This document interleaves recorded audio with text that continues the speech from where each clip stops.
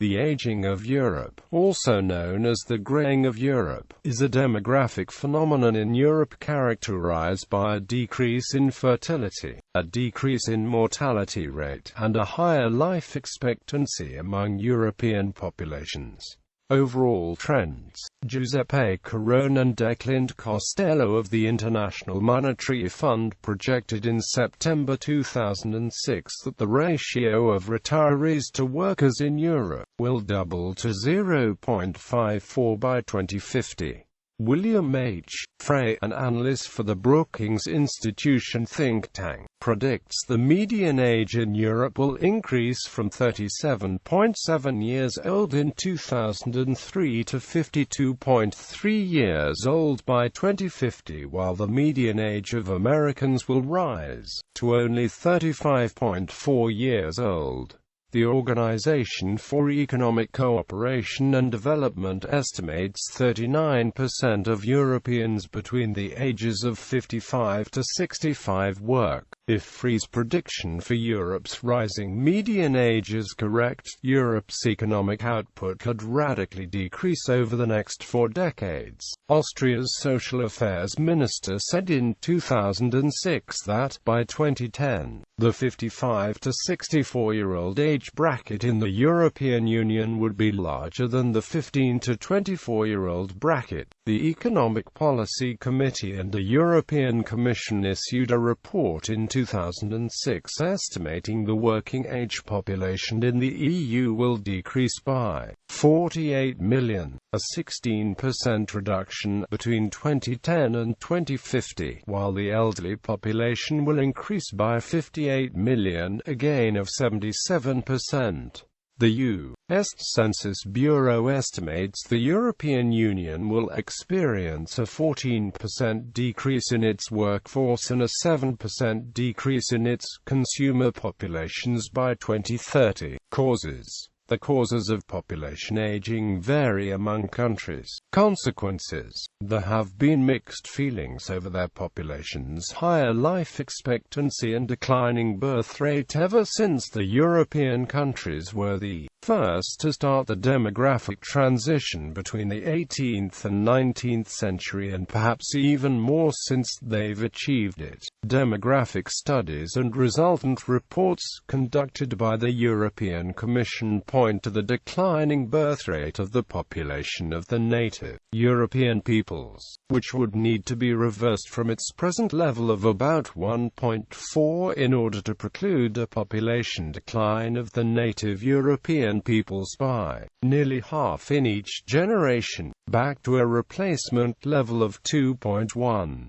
Some have claimed that in order to achieve this reverse, it is necessary to allow migrants to settle in Europe in order to prevent labor shortages. It has been argued that immigration leads to ethnic conflicts, such as the 2005 civil unrest in France. Countries. Belgium. The International Monetary Fund's High Council of Finance's Study Committee on Aging predicted in 2007 that Belgium's population will increase by 5% by 2050 due to immigration, a higher fertility rate, and longer life expectancy. However, the IMF's study indicates Belgium's elderly population will increase by over 63% to over 25% of the country's overall population. The Belgian government spent 9.1% of its GDP on pensions and 7.1% on healthcare expenses in 2005.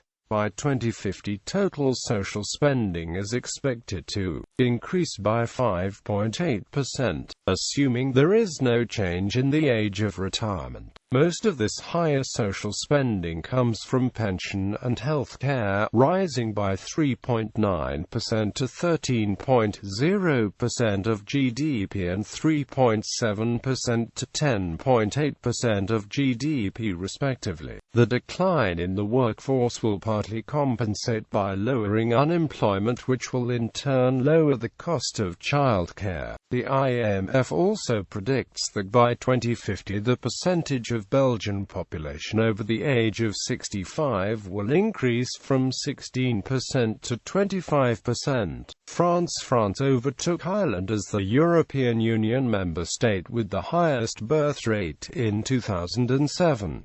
Projected birth rates indicate that France will have the largest population in the EU by 2050, with 75 million citizens, ahead of Germany. In 2011, France was the only European Union member with a fertility rate at replacement level, with an average rate of 2.08 children per woman, while Ireland's fertility rate declined to 2.01 children per woman, slightly below replacement level. The total fertility rate fell to 1.99 children per woman in 2013 from 2.01 in 2012 and 2.03 in 2010. A rate of 2.1 children per woman is considered necessary to keep the population growing, excluding migration. Germany, with 82 million inhabitants in January 2010, Germany is the most populous country in the European Union. However, its fertility rate of 1.42 children per woman is one of the lowest in the world, and the Federal Statistics Office estimates the population will shrink to between 65 and 70 million by 2060, with death rates continuously exceeding low-level birth rates. Germany is one of a few countries for which the demographic transition model would require a fifth stage in order to capture its demographic development. In Germany, the population in some regions, especially the former Communist East, is undergoing a current decline and depopulation. The Bauhaus-Dessau Foundation came up with comprehensive plans to tear down numerous buildings and replace them with parks in various cities, and the government of Germany developed a plan to reduce at great expense the width of sewer pipes in various cities.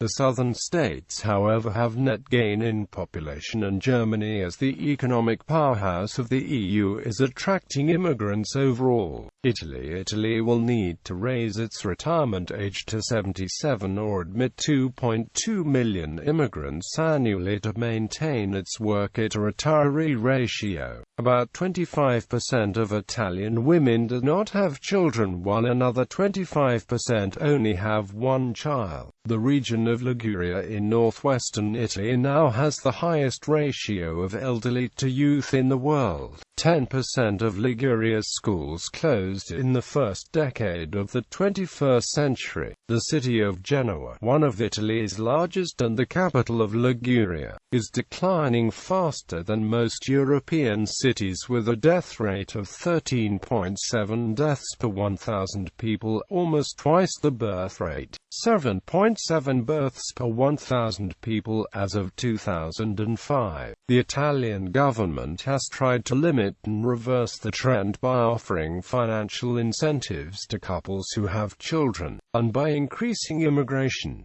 While fertility has remained stagnant, immigration has minimized the drop in the workforce. Portugal's population census of 1994 found that 13.1% of the population was above the age of 65. Average life expectancy for Portuguese increased by 8 years between the 1980s and the first decade of the 21st century. In the 1960s, life expectancy for men ranked comparatively low in relation to other Western European nations, with 61.2 years for men and 67.5 years for women. As of 2006, the average for both sexes was at 77.7 years. In 1999, demographers predicted the percentage of elderly Portuguese would increase to 16.2% and 17.6% in 2010. Recent studies in the newspaper Público showed that the population may shrink to 7.5 million in 2050, if the fertility rate continues rose at 1.45 children per woman, taking into account the almost stationary emigration due to the economic crisis.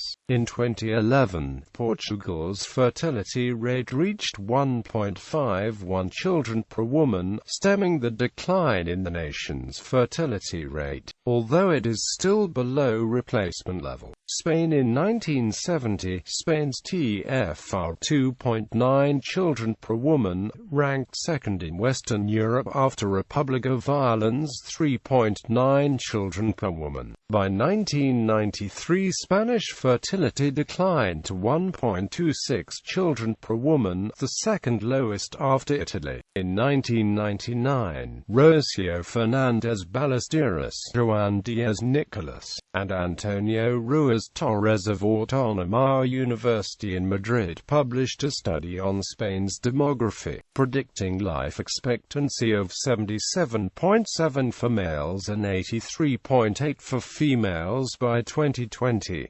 Arab Banerjee and economist Mukesh Chawla of the World Bank predicted in July 2007 that half of Spain's population will be older than 55 by 2050, giving Spain the highest median age of any nation in the world. In recent years, Spain's fertility rate has grown from 1.15 children per woman in 2000 to 1.48 in 2011. United Kingdom. The UK had a fertility rate of 1.94 in 2008 according to World Bank, and a rate of 1.92 children per woman in 2010 according to the CIA Fact Book. The second highest fertility rate of the European powers, just below France at 2. It is expected that the United Kingdom's population will rise to 76.8 million by 2050. The Russian Federation. The current Russian total fertility rate of 1.7 children per woman. While this represents an increase over previous rates, it remains sub-replacement fertility, below the replacement rate of 2.10 to 2.14. The population of the Russian Federation declined from its peak of 148,689,000 in 1991 to about 143 million people in 2013, a 4% decline. The World Bank predicted in 2005 that the population was set to decrease to 111 million by 2050, a 22% decline, if trends did not improve. The United Nations similarly warned that the population could decline by one-third by mid-century. In 2006, a national program was developed with a goal to reverse the decline by 2020. A study published shortly after in 2007 showed that the rate of population decrease had slowed. According to the study, deaths exceeded births by 1.3 times, down from 1.5 times in the previous year. Thus, if the net decrease in January-August 2006 was 408,200 people, in the same period during 2007 it was 196,600. The decline continued to slow in 2008 with only half the population loss compared to 2007. The reversal continued at the same pace in 2009 as death rates continued to fall, birth rates continued to rise and net migration stayed steady at about 250,000. In 2009, Russia saw population growth for the first time in 15 years. The number of Russians living in poverty has halved since the economic crisis following the breakup of the Soviet Union, and the improving economy has had a positive impact on the country's low birth rate, as it rose from its lowest point of 8.27 births per 1,000 people in 1999 to 11.28 per 1,000 in 2007. Russian Ministry of Economic Development hopes that by 2020 the population will stabilize at 138 to 139 million, and that by 2025 it will begin to increase again to its present-day status of 142 to 145, also raising the life expectancy to 75 years. The two leading causes of death in Russia are heart disease and stroke, accounting for about 52% of all deaths, while cardiovascular disease-related deaths decreased in Japan, North America, and Western Europe between 1965 and 2001. In Russia, CVD deaths increased by 25% for women and 65% for men. The percentage of infertile, married couples rose to 13% in the first decade of the 21st century, partially due to poorly performed abortions. According to expert Murray Feischbach, 10 to 20% of women who have abortions in Russia are made infertile, though according to the 2002 census, only about 6 to 7% of women have not had children by the end of the reproductive years. Provincial governments have begun offering special incentives to couples who procreate.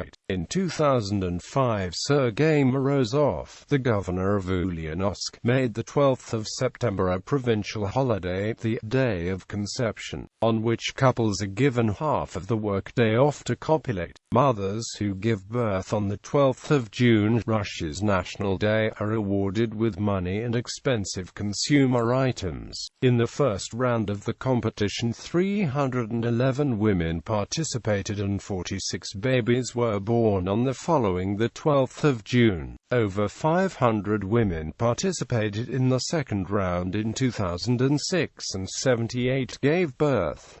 The province's birth rate rose 4.5% between 2006 and 2007. Large-scale immigration is suggested as a solution to declining workforces in Western nations, but according to the BBC, would be unacceptable to most Russians. Organizations like the World Health Organization and the UN have called on the Russian government to take the problem more seriously, stressing that a number of simple measures such as raising the price of alcohol or forcing people to wear seat belts might make a lasting difference. In January 2010, in an effort to combat bootlegged vodka, the government set a minimum price for vodka, more than doubling the cost of the cheapest vodka on the market, which is often much more hazardous to consume than legal vodka. Then President Vladimir Putin said in a State of the Nation address that no sort of immigration will solve Russia's demographic problem. Yevgeny Krasinyev, head of migration studies at the state-run Institute of Social and Economic Population Studies in Moscow, said Russia should only accept immigrants from the Commonwealth of Independent States, a view echoed by Alexander Belyukov, the head of the Duma's Resources Committee. Migration in Russia grew by 50.2% in 2007, and an additional 2.7% in 2008, helping stem the population decline. Migrants to Russia primarily come from CIS states and are Russians or Russian speakers. Thousands of migrant workers from Ukraine, Moldova, and the rest of the CIS have also entered Russia illegally, working but avoiding taxes. There are an estimated 10 million illegal immigrants from the ex-Soviet states in Russia. Regions: Central Europe and the former USSR. The World Bank issued a report on the 20th of June 2007, From Red to Grey, the third transition of aging populations in Central Europe and the former Soviet Union, predicting that between 2007 and 2027 the populations of Georgia and Ukraine will decrease by 17% and 24% respectively. The World Bank estimates the population of 65 or older citizens in Poland and Slovenia will increase from 13% to 21% and 16% to 24% respectively, between 2005 and 2025.